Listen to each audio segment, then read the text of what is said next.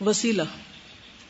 اچھا وسیلہ کہتے کس کو؟ پہلے آپ چھوڑیے سب کچھ، کتاب چھوڑیے، بتائیے مجھے زبانی لفظ تو بہت سنا ہوا آپ نے، میننگ کیا ہے وسیلہ کا؟ اردو میں ہم کہتے ہیں ذریعہ، کوئی وسیلہ ہو، ذریعہ ہو، سبب، قربت کا ذریعہ. ٹھیک ہے. لفظی اعتبار سے وسیلہ اسم ہے اور اس کا فعل وصل یصل وغیرہ ہے. اصطلاحاً اس سے مراد اللہ تعالیٰ کی قربت کے حصول کے لیے کسی جائز اور مشروع ذریعہ کا اختیار کرنا ہے. بیسیکلی معنی ہوتا ہے قربت کا ذریعہ. ٹھیک ہے، یعنی قرب حاصل کرنا.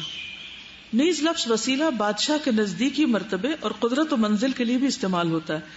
اسی لیے جنت کے درجات میں سے ایک درجہ کو وسیلہ کہا گیا ہے. وہ درجہ اللہ کے قریب ترین ہے. یعنی حضور صلی اللہ علیہ وسلم کا ارشاد ہے ثم صل اللہ لی الوسیلہ فإنها منزلة فی الجنہ لا تنبغی الا لعبد من عباد اللہ وارجو ان اکون انا ہوا فمن سأل لی الوسیلة حلت له شفاعتی. مسلم. پھر اللہ تعالیٰ سے میرے لیے وسیلہ مانگو، یہ جنت کا ایک درجہ ہے جو اللہ کے بندوں میں سے کسی ایک کو عطا کیا جائے گا، اور مجھے امید ہے کہ میں ہی وہ ہوں گا. بس جس نے میرے لیے وسیلہ جنت کا درجہ مانگا تو اس کے لیے میری شفاعت حلال ہو گئی. تو گویا وسیلہ ایک ایسا ذریعہ ہے جو اللہ تعالیٰ کی خوشنودی اور رضا کے حصول کے لیے اختیار کیا جاتا ہے تاکہ کوئی حاجت پوری ہو یا کوئی مصیبت یا بلا دفع کی جا سکے. شرعی وسیلہ 3 امور پر مبنی ہوتا ہے. متوسل الیہ، یعنی جس کی طرف وسیلہ پکڑا جائے، اور وہ اللہ تعالیٰ کی ذات ہے. الواصل، وہ بندہ مومن جسے اللہ تعالیٰ سے کوئی حاجت ہے یا کسی مصیبت کو دور کرنے کے لیے وسیلہ اختیار کرنے والا. واصل فاعل کے وزن پر، یعنی وسیلہ پکڑنے والا. المتوسل بہ، وہ عمل صالح جس کے ذریعے یا جسے اللہ کی قربت کے حصول یا کسی حاجت کی تکمیل کے لیے اختیار کیا جائے. تو ایک ہے جس کی طرف کیا جائے، ایک ہے جو کر رہا، اور یہ کہ جس چیز سے کیا جا رہا ہو. وسیلہ کے نفع بخش ہونے کے لیے ضروری ہے کہ اس میں مدرجہ ذیل 3 شرائط پائی جائیں. نمبر 1، وسیلہ اختیار کرنے والا شخص نیک اور مومن ہو، مشرک نہ ہو. نمبر 2، ہر وہ عمل جسے وسیلے کے طور پر اختیار کیا جائے شرعی ہو، یعنی قرآن و سنت سے ثابت ہو. وہ عمل جسے وسیلے کے طور پر اختیار کیا جائے اسے بالکل شرعی انداز میں انجام دیا جائے، اس میں کسی قسم کی کمی بیشی نہ کی جائے، بلکہ جیسا اور جتنا قرآن و سنت سے ثابت ہے اسی طرح ادا کیا جائے. ایک غیر مومن کا عمل قربت الہی کے لیے وسیلہ نہیں ہو سکتا. یعنی وسیلہ ایمان کے ساتھ فائدہ دیتا ہے، یعنی کسی کا ایمان نہیں تو اس کو وسیلہ بھی فائدہ نہیں دے گا. اسی طرح ایک مومن کا غیر شرعی فعل بھی وسیلہ نہیں ہے. یعنی اب ایمان ہے لیکن طریقہ غیر شرعی ہے، وہ بھی فائدہ مند نہیں. وسیلے میں اگر وہ تمام شرائط موجود ہوں جو کہ قرآن و سنت سے ثابت ہیں تو ایسے وسیلے کا اختیار کرنا مستحب اور مندوب ہے، یعنی پسندیدہ ہے. قرآن میں لفظ وسیلہ 2 جگہ استعمال ہوئے. سورۃ المائدہ میں ارشاد باری تعالیٰ ہے یا ایھا الذین آمنوا اتقوا اللہ وابتغوا الیہ الوسیلہ وجاہدوا فی سبیلہ لعلکم تفلحون.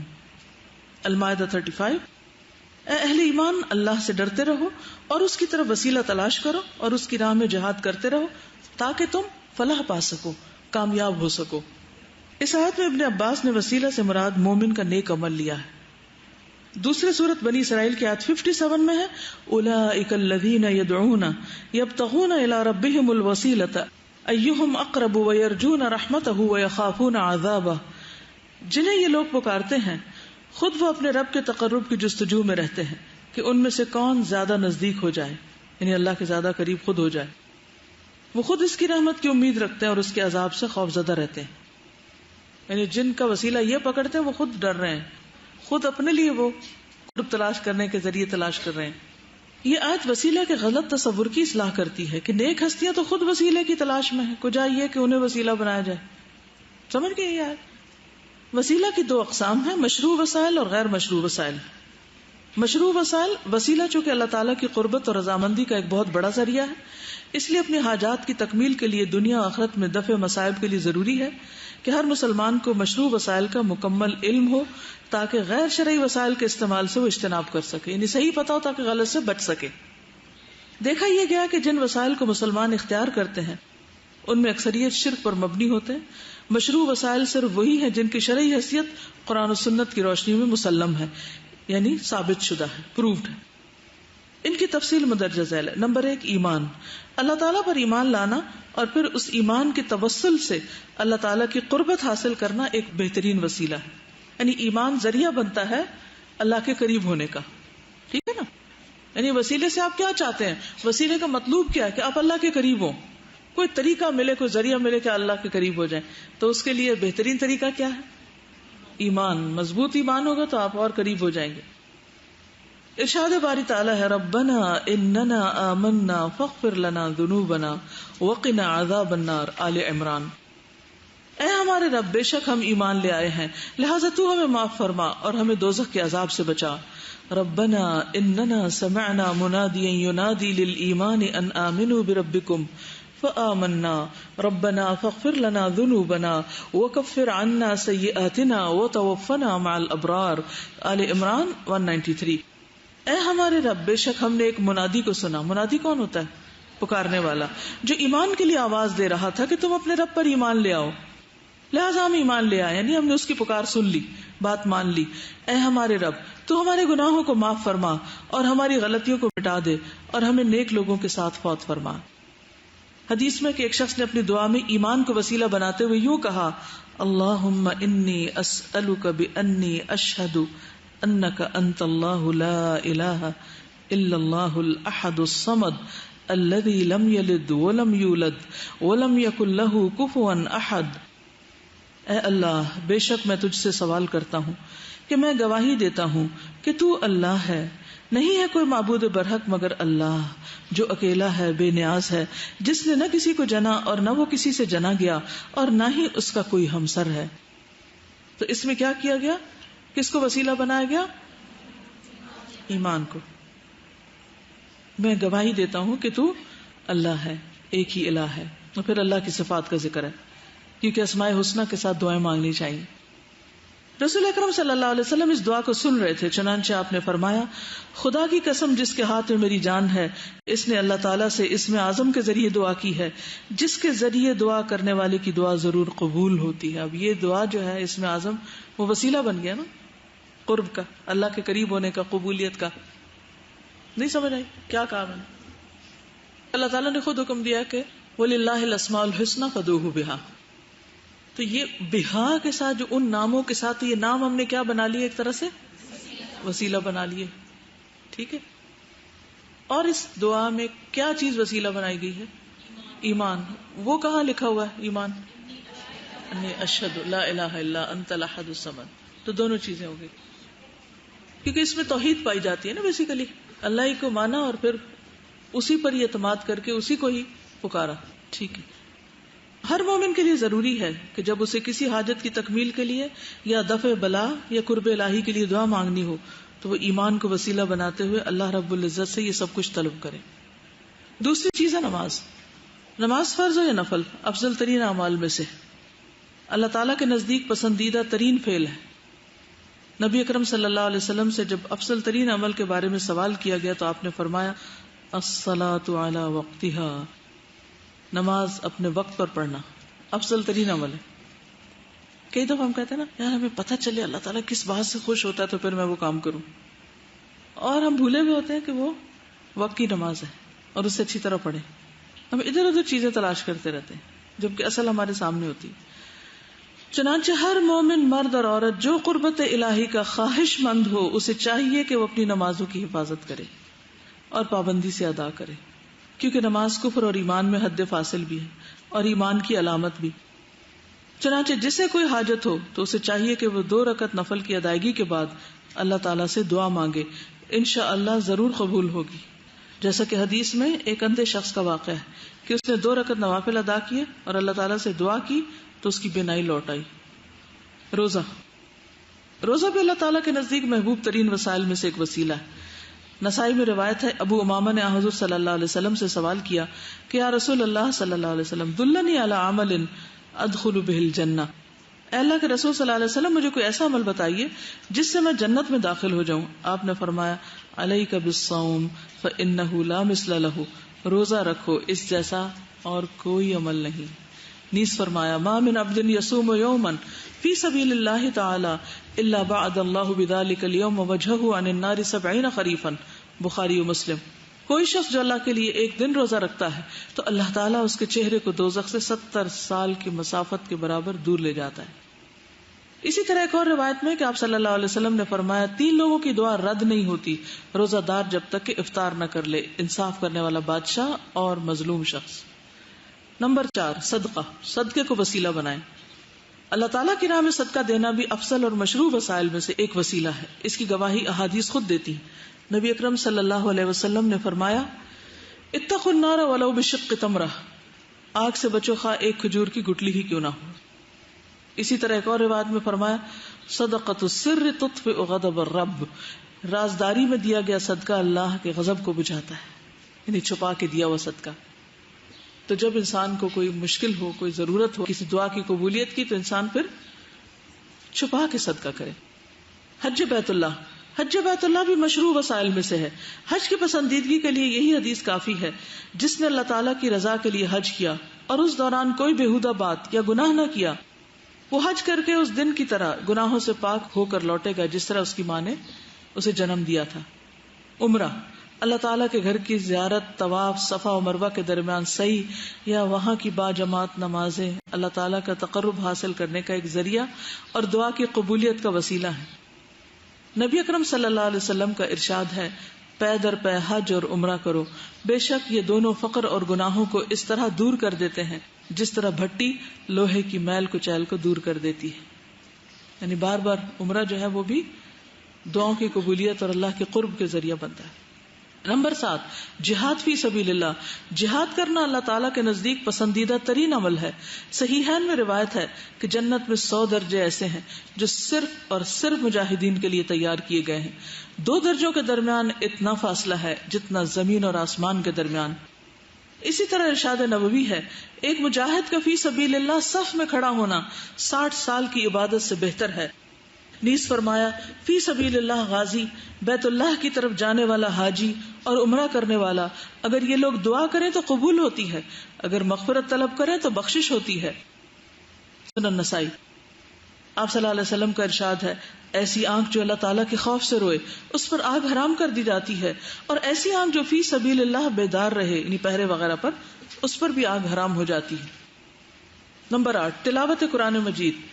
قرآن شریف کی تلاوت بہت بڑا اجر ہے، ایک حرف کے بدلے میں 10 نیکیاں لکھی جاتی. اسی طرح وہ مجالس جہاں قرآن شریف کی تلاوت ہو رہی ہو تو وہاں سکون نازل ہوتا ہے.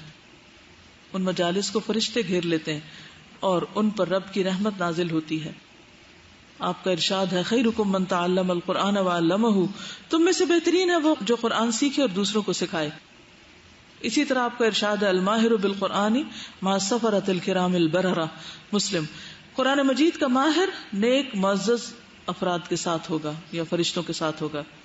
قرآن شریف کی تلاوت کرنے والے سے قیامت کے دن کہا جائے گا کہ آج تم اس کی اسی طرح تلاوت کرتے جاؤ جیسا کہ دنیا میں کرتے تھے. اب آپ سب سوچ لیں کیسے کرتے ہیں. اور تمہارا مرتبہ وہاں ہوگا جہاں اس کی تلاوت ختم ہوگی. وہاں والا ترمذی.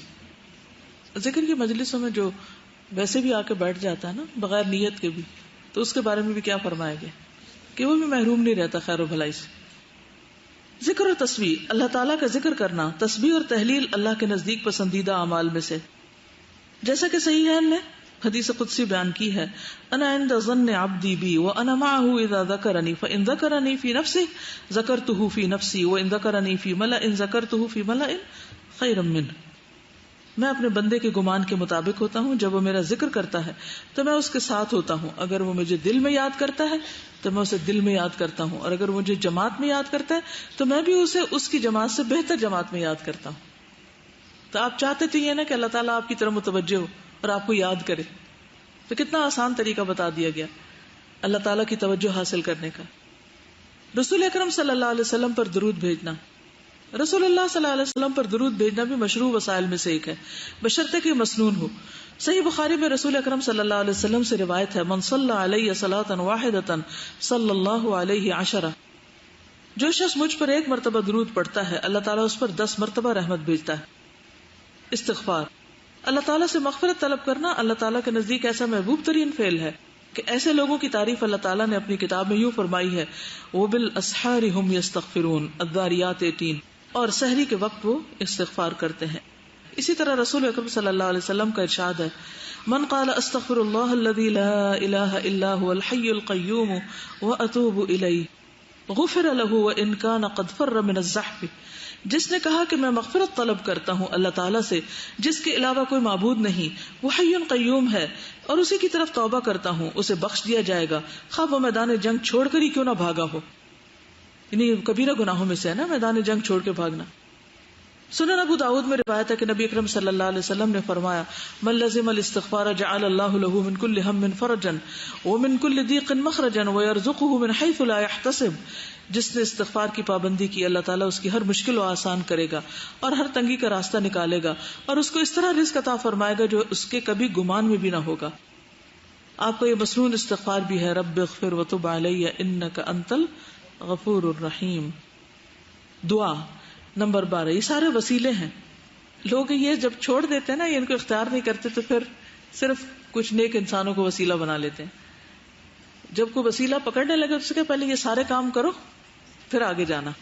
بے شک دعا تمام وسائل میں سے پسندیدہ ترین وسیلہ ہے، اور کیوں نہ ہو جبکہ پروردگار نے خود ارشاد فرمایا ادعونی استجب لکم، مجھ سے دعا کرو میں تمہاری دعاؤں کو قبول کروں گا. وَإِذَا سَأَلَكَ عِبَادِي عَنِّي فَإِنِّي قَرِيبٌ أُجِيبُ دَعْوَةَ الدَّاعِ إِذَا دَعَانِ، سورۃ البقرہ 186.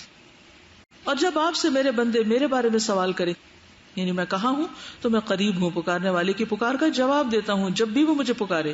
اسی طرح آپ کا ارشاد ہے الدعاء هو العبادہ، دعا ہی عبادت ہے.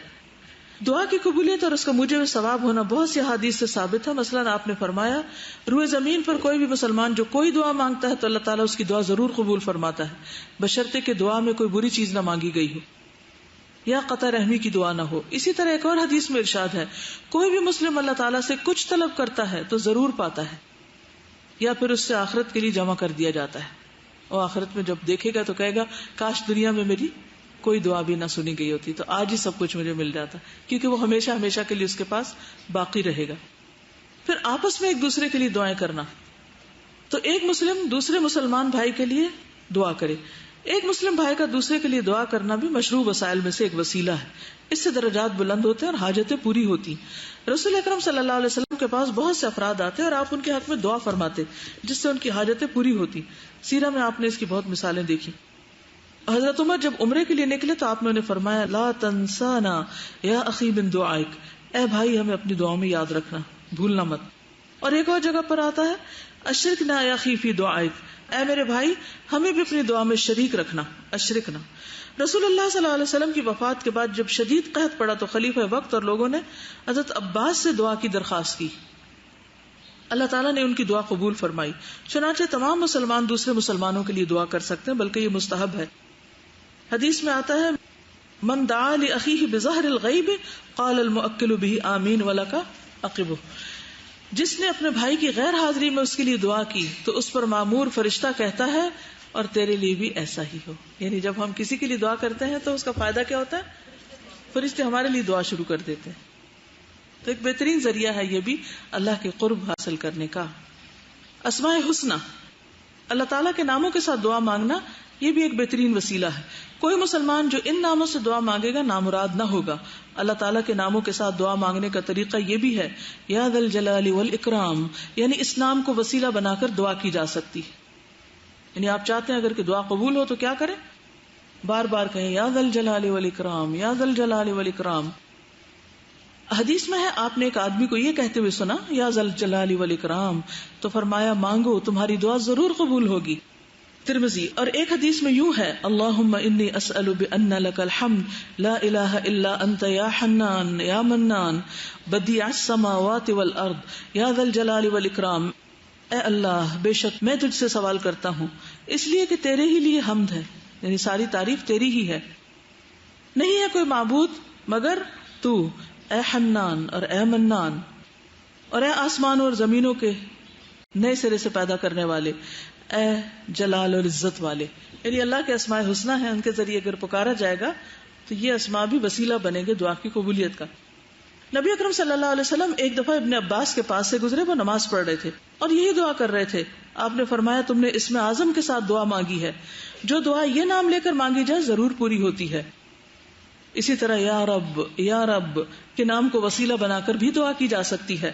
حضرت عائشہ فرماتی ہے کہ جو دعا یا رب کہہ کر مانگی جائے تو ضرور پوری ہوتی ہے، کیونکہ جب بندہ اس طرح اپنے رب کو پکارتا ہے تو اللہ تعالیٰ اس کا جواب یوں دیتے ہیں.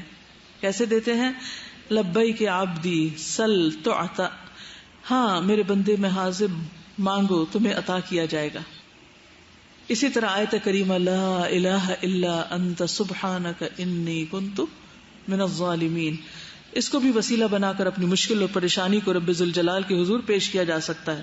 نبی اکرم صلی اللہ علیہ وسلم نے فرمایا دعوت ذی النون اذا دعاہ وفی بطن الحوت لا الہ الا انت سبحانک انی کنت من الظالمین فانہ لم يدعو بها رجل مسلم فی شیء قط الا استجاب اللہ تعالی.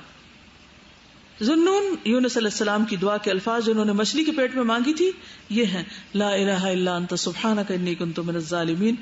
کسی بھی مسلمان نے جب بھی اس نام کو وسیلہ بنا کر اللہ تعالیٰ سے دعا کی ہے اللہ نے فوراً اسے قبول فرما لیا. 15ویں چیز نیکی کرنا. کوئی بھی کام جو مومن صدق نیت سے اللہ تعالیٰ کے لیے کرتا ہے وہ نیکی شمار ہوتی ہے. راستے سے اذیت والی چیز ہٹانا، چھوٹوں پہ شفقت کرنا، بڑوں کا ادب کرنا، اپنے مسلمان بہن بھائیوں کی مصیبت میں مدد کرنا، ہمسائے کے ساتھ اچھا سلوک کرنا، جانوروں کو ایذا نہ دینا. غرضے کہ ایک مومن کا ہر کام اللہ تعالیٰ اور اس کے دین کے لیے ہونا چاہیے. اس سلسلے میں غار والے 3 افراد کا واقعہ مشعل راہ ہے، جن میں سے 2 نے نیک کام کیا اور ان کو وسیلہ بنا کر دعا مانگی، جبکہ ایک نے اللہ تعالیٰ کے حیا سے اور خوف سے ایک غلط کام کا ارادہ اور نیت کرنے کے بعد اسے چھوڑ دیا. اس کے وسیلے سے دعا مانگی جس سے غار کا منہ کھل گیا اور وہ باہر آ گئے. تو یہ بھی وسیلہ ہے. کیا؟ نیک کام کرنا. نمبر 16 محرمات کا ترک کرنا، حرام چیزوں کا. وہ امور جن سے شریعت اسلامیہ نے روکا ہے محرمات کہلاتے ہیں. ان کا ترک کرنا بھی وسیلہ ہے.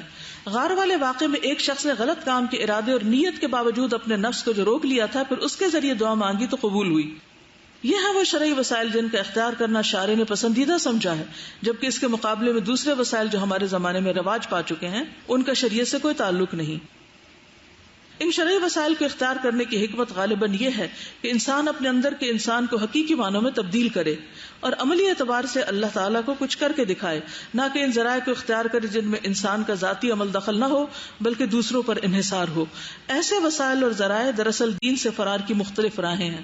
اللہ تعالیٰ ہم سب کو اس سے محفوظ رکھے. ایکچولی ہم محنت نہیں کرنا چاہتے نا، یہ سارے کام ہے، کچھ کرنا پڑے گا. ہم کیا چاہتے ہیں؟ ہم دنیا کمائیں، اور کچھ لوگ جو دین کا کام کر رہے ہیں یا زیادہ دیندار ہیں وہ اپنے علاوہ ہمارے لیے بھی دعائیں شوائیں کر دیں، اور وہ زندہ ہو تب بھی کر دیں، مر جائیں تو بھی وہ یہی کام کرتے رہیں، ان کا اور کوئی کام نہ ہو. ہم دنیا کے پیچھے بھاگیں اور وہ ہمارے لیے بس دعا کر دیں. چلیے کچھ سوال ہیں. کیا قبرستان میں کھانا پکا کر بانٹا جا سکتا ہے؟ کیوں نہیں؟ اگر ہاں تو جواب دیجیے، اگر نہیں تو کیوں نہیں. کیونکہ میں اس لیے آپ سے ہی جواب پوچھ رہی ہوں کہ آپ نے آگے جواب دینے ہیں لوگوں کو، یا لوگوں کو روکنا ہے یا ان کو انکریج کرنا ہے. کیا جا سکتا ہے تو کیوں؟ قبرستان میں کھانا بانٹنے کا مطلب یہ ہے کہ لوگوں کو انکریج کیا جائے کہ وہ وہاں جا کے بیٹھ رہے اس انتظار میں کہ یہاں کھانا آئے گا، اور پھر وہ وہیں پر لیٹ جائیں اور وہیں نمازیں شروع کر، کیونکہ نماز آنی ہے نا، ایک کے بعد ایک، زور کے بعد اثر آنی ہے. پھر وہ کہاں جائیں گے مسجد؟ وہ تو وہیں بیٹھے ہوئے ہیں. اور رات کے کھانے کے پہلے اور بعد دونوں وقت نماز ہے. تو وہاں مت بانٹیے تاکہ لوگ وہاں جانا چھوڑ دیں. ٹھیک ہے؟ صرف یہ رول یاد رکھیں کہ جانے کا مقصد کیا ہے. وہاں نبی صلی اللہ علیہ وسلم وہاں کیسے گئے تھے اور کیا کیا تھا. آپ نے کہتے ہیں کہ اگر کسی انسان نے نافرمانی کی اپنے والدین کی تو اپنے والدین کی قبر پر جا کر پاؤں کی طرف بیٹھ کر معافی مانگے، ان سے معافی مانگے، وہ معاف کریں گے اس وقت. وائے کس سے معافی مانگنی چاہیے؟ اللہ تعالیٰ سے. اور ان کے لیے اچھے اچھے کام کریں، صدقہ کریں، دعائیں کریں. آپ کی دعائیں جب ان کو پہنچتی ہیں نا تو ان کے درجے بلند ہوتے ہیں. جب بلند ہوں گے تو وہ خود ہی خوش ہو جائیں گے. وہاں کہیں سنت میں یہ طریقہ بتایا گیا؟ نبی صلی اللہ علیہ وسلم نے کوئی ڈیوائس کیا ہو کہ جس نے یہ غلطی کر لی وہ جائے قبرستان اور پاؤں کے پاس بیٹھے؟ کیا پیریڈز کے دنوں میں قبرستان جایا جا سکتا ہے؟ بتائیے. جی ہاں، کوئی مسجد تو نہیں ہے نا. کیا کسی فوت ہوئے شخص کے لیے قرآن پاک کی تلاوت کر کے دعائیں مغفرت کی جا سکتی ہے یا نہیں؟ دیکھیے جب آپ روزانہ قرآن مجید پڑھتے ہیں تو بعد میں سب کے لیے دعائیں کر دیں. قرآن مجید پڑھنے کے بعد دعا چکے وہ ایک نیکی کر کے آپ اس نیکی کو ایک وسیلہ بنا رہے ہوتے ہیں نیک عمل کو، تو دعائیں کر لیں، اپنے لیے بھی کریں، ان کے لیے، سب کے لیے. لیکن مخصوص صرف کوئی مر جائے تو پھر اس کے لیے پڑھ کے، اس کی کوئی سنت سے دلیل نہیں ملتی. جنازے کے ساتھ جانے والے افراد بھی بلند آواز میں کلمہ طیبہ پڑھتے ہیں، کیا یہ جائز عمل ہے؟ کیوں؟ آپ نے پڑھی ہے سنت اس بارے میں؟ پھر کیسے فتویٰ اتنی جلدی دے دی؟ اس بارے میں کوئی حدیث ڈھونڈ کے لائیے کہ یہ جو عمل ہوتا ہے یہ کر سکتے ہیں یا نہیں. اگر حدیث مل گئی تو ہم سب کہیں گے جائز ہے، اور اگر نہیں ملی تو ہم کہیں گے کہ نہیں. ٹھیک ہے، ڈھونڈیں گے. کہاں سے ڈھونڈیں گے؟ کتاب الجنائز میں، بخاری کی دیگر کتابیں جو حدیث کی ہیں، دلیل لائیے اور لکھ کے لائیے حدیث. ٹھیک ہے. یہ کہتے ہیں کہ جب کسی کو کہا جائے دیگے نہ پکائیں تو کہتے ہیں وہاں سے غریب لوگ کھاتے ہیں. کیا غریب لوگوں کے لیے قبرستان ہی رہ گیا؟ ان کے گھروں تک پہنچائیں. لکھا ہے پیج 86 پر، وہ مجالس جہاں قرآن شریف کی تلاوت تو ان پر سکون نازل ہوتا ہے. تو کیا قرآن خوانی ٹھیک ہے؟ قرآن خوانی کا مطلب ہوتا ہے قرآن مجید پڑھنا. ٹھیک ہے. اچھا، اب قرآن مجید آپ پڑھتے ہیں کہاں پڑھتے ہیں؟ گھر میں پڑھتے ہیں یا پھر کلاس میں پڑھتے ہیں؟ جو حدیث وہاں کوٹ کی بھی ہے اس کتاب میں وہ کیا ہے؟ خیرکم من تعلم القرآن وعلمہ، سیکھے اور سکھائے. ایک اور حدیث میں آتا ہے یتلون کتاب اللہ ویتدارسونہ بینہم، کہیں جمع ہو کے لوگ پڑھتے ہیں اور ایک دوسرے کو سیکھتے سکھاتے ہیں. اس میں تو رحمت سکینت کی باتیں آتی ہیں، لیکن جو ایک خاص طریقہ کر لیا جاتا ہے کہ ایک صفحہ تم پڑھو ایک میں پڑھتی ہوں اور آج اتنا پورا کر لینا ہے، یہ جتنی پابندی ہے یہ سب خود ساختہ، تو یہ دین کو مشکل بنانے والی بات ہے. ایک چیز میں آپ سب سے کہوں گی، طالب علم ہونے کی حیثیت سے، میں خود بھی طالب علم ہوں اور جب میں کچھ پڑھتی ہوں تو اسی نظر سے اس کو دیکھتی ہوں. قرآن مجید میں ایک قوم کی صفت بتائی گئی ہے، یحرفون الکلم عن مواضعہ، کہ وہ کلام کو اپنی جگہ سے پھیر دیتے ہیں. کہنے کا جو مقصد ہوتا ہے اس کو وہاں سے وہ ہٹا دیتے ہیں، یعنی بات کو کچھ سے کچھ بنا دیتے ہیں. ہم سب کو بحیثیت ایک طالب علم کے اس طرز عمل سے رکنا ہے. دین کی صحیح سمجھ اسی وقت آئے گی جب اس چیز کو ایز اٹ از لے گے جو کہی گئی. مثلاً اگر یہ لکھا گیا کہ خیرکم من تعلم القرآن وعلمہ، تو اس میں کس چیز کی اہمیت پتہ چل رہی ہے؟ یا دوسری حدیث جس سے یہ پتہ چلتا ہے کہ وہ مجتمع قوم فی بیت من بیوت اللہ یتلون کتاب اللہ ویتدارسونہ بینہم، جس کا ریفرنس دے کے آپ نے بات کی ہے، الا ونزلت علیہم الرحمہ وحفتہم الملائکہ، کہ ان پہ سکینت اترتی ہے، فرشتے ان کو گھیر لیتے ہیں وغیرہ وغیرہ. تو اس میں جو الفاظ ہیں، نمبر 1 یتلون کتاب اللہ ویتدارسونہ بینہم، وہاں بھی سیکھنے سکھانے کی بات ہے کہ جس مجلس پہ اللہ کی رحمت نازل ہوتی. اب اس سے اگر ہم ایک ایسا خود ساختہ طریقہ نکال کے اجر اس بات کا ہو اور لگا کہیں اور دیں تو یہ کیا ہوگا؟ دین میں اپنی من مانی تبدیلی، اپنی مرضی خواہشات کے مطابق کرنے والی بات ہوگی. دیکھیے، ایک اپنا نا انالیٹیکل مائنڈ بنائیے. میں یہ دیکھ رہی ہوں کہ میں ایک چیز پڑھاتی ہوں، اتنی آپ سن لیتے ہیں، پھر دوبارہ اسی پہ سوال کر دیتے ہیں.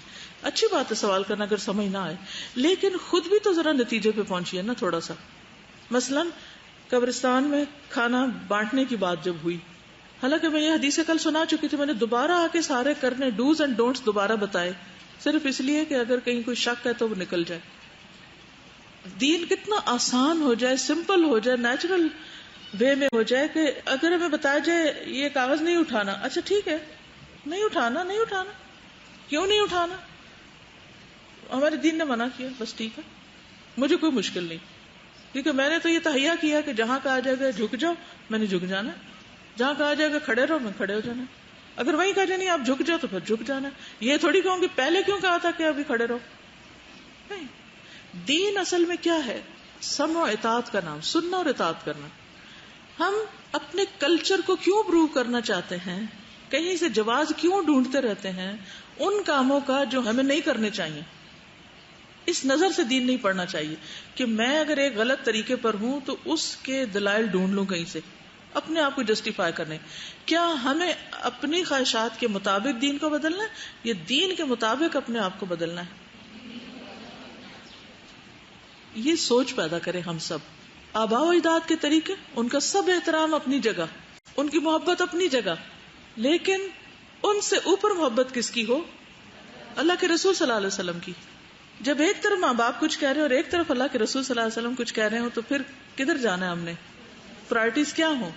کیا رسول اللہ صلی اللہ علیہ وسلم کی سنت فالو کرنے کا مطلب یہ کہ ہم نے اپنے ماں باپ کی قدر نہیں کی یا ان کا درجہ کم کر دیا؟ نہیں، ان کا درجہ اپنی جگہ، ان کی عزت احترام اپنی جگہ، لیکن جہاں اللہ کے رسول صلی اللہ علیہ وسلم کی بات آ جائے گی وہاں ہم سب دروازے بند کر دیں گے، صرف ایک ہی کھلا رکھیں گے کہ جو لینا دینا یہاں سے لیں گے، باقی نہیں، کیونکہ باقیوں کا وہ اختیار نہیں ہے. تو ہمیں دراصل یہ جو عقیدہ پڑھنے کا مقصد ہے نا وہ یہ کہ اپنے معیار اور کرائیٹیریا کو درست کریں. کیا کرنا ہے کیا نہیں وہ پھر ہم خود انالائز کریں. کرنا ہے نہیں، کیوں؟ وائی؟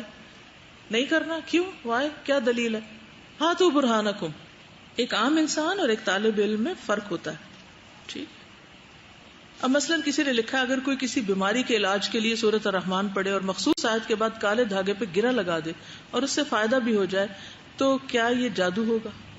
جادو ہوگا یا نہیں ہوگا، لیکن گرہ لگانے سے منع کیا گیا. یہ یاد رہے گا سب کو، گرہ لگانے سے منع کیا گیا. چاہے قرآن پڑھ کے لگائیں چاہے کوئی اور منتر پڑھ کے لگائیں، گرہ لگانا درست نہیں. فائدہ ہے یا نہیں یہ ایک الگ بات ہے. ٹھیک. کسی بھی مشکل میں کسی انسان مثلا گھر والوں میں سے کسی ایک کے بارے میں یہ توقع رکھنا کہ یہی ان میں سب سے زیادہ میری مدد کر سکتا ہے اور اس پر ڈیپینڈ کرنا کہ وہ اس مشکل سے نکالنے کا سبب بنے گا، تو کیا یہ توقع بھی شرک ہے؟ توکل کے خلاف ہے. توکل کس پہ کرنا چاہیے؟ الٹیمیٹ اللہ پہ کرنا چاہیے. دیکھیے امید اللہ سے لگانی چاہیے، توکل اللہ پہ رکھنا چاہیے. یہ عبادت ہے، توکل عبادت کی قسم ہے. کسی نے پوچھا ہے کہ کیا زنا شرک میں آتا ہے؟ کس میں آتا ہے؟ کبیرہ گناہ میں آتا ہے. لیکن اللہ تعالیٰ نے قرآن پاک میں اس کو سورۃ الفرقان میں کس گناہ کے ساتھ ذکر کیا ہے؟ شرک کے ساتھ ذکر کیا، یعنی بہت بڑے درجے کا گناہ ہے. ٹھیک ہے. ایک اور وجہ بھی ہے، آپ نے دیکھا ہوگا کہ سورۃ النور میں کیا آتا ہے؟ الزانی لا ينکح الا زانیۃ او مشرکۃ والزانیۃ لا ينکحها الا زان او مشرک وحرم ذلک علی المؤمنین. شرک کے ساتھ کیوں؟ کیونکہ مشرک اللہ کے حق میں کمی کرتا ہے اور زانی اپنے شوہر یا زوج جو بھی اسپاؤس ہوتا ہے اس کے حق میں کمی کرتا ہے اور اس حق میں کسی اور کو شریک کرتا ہے. تو ان کے جو ہے نا بیچ میں جو مزاج ہے وہ ایک ہی جیسا ہے. ٹھیک. اور جو شخص زنا کر رہا ہوتا ہے اس وقت اس کا ایمان رخصت ہو جاتا ہے. اگر کسی کو زیارتوں پر جانے سے منع کرتی ہوں تو وہ کہتے ہیں کہ ہم ان کی عبادت کے لیے نہیں جاتے، بس ان کا وسیلہ پکڑتے ہیں. تو کیا جو وسیلہ جن جن چیزوں کو بنایا جا سکتا ہے ان میں کہیں ذکر ہے قرآن و سنت میں کہ آپ قبر اور اہل قبور کو وسیلہ بنا لیں؟ نہیں ہے نا. اگر ہے تو کوئی دلیل لائیے. کہیں بھی نہیں ہے. جو شخص میری قبر کے نزدیک مجھ پر درود بھیجے گا میں اس کو سنوں گا اور جو دور سے مجھے بھیجے گا وہ مجھ تک پہنچایا جائے گا. یہ حدیث ضعیف ہے. ائمہ جرح و تعدیل نے بھرپور جرح کی ہے. بعض ائمہ نے اس کو متروک قرار دیا، یعنی اس کو نہیں لیا جائے گا. حدیث میں صراحت ہے کہ میری قبر کے قریب ہو، تو کیا اب جو شخص روضہ اقدس پہ کھڑا ہوتا ہے اس کو قریب کہا جا سکتا ہے؟ نہیں. صحیح بات یہ ہے کہ جو شخص آپ کے روضہ پر کھڑا ہے اور درود و سلام بھیج رہا ہے وہ دور ہی ہے، اس لیے کہ اس درود کو بھی فرشتے ہی پہنچاتے ہیں. آپ دور سے ان کی آوازیں نہیں سن رہے. یعنی جتنا بھی درود ہے کہ چاہے قریب ہو یا دور وہ سب فرشتوں کے ذریعے آپ کو پہنچایا جاتا ہے. ٹھیک ہے. سبحانک اللہم و بحمدک نشہد ان لا الہ الا انت نستغفرک و نتوب الیک. السلام علیکم و رحمۃ اللہ وبرکاتہ.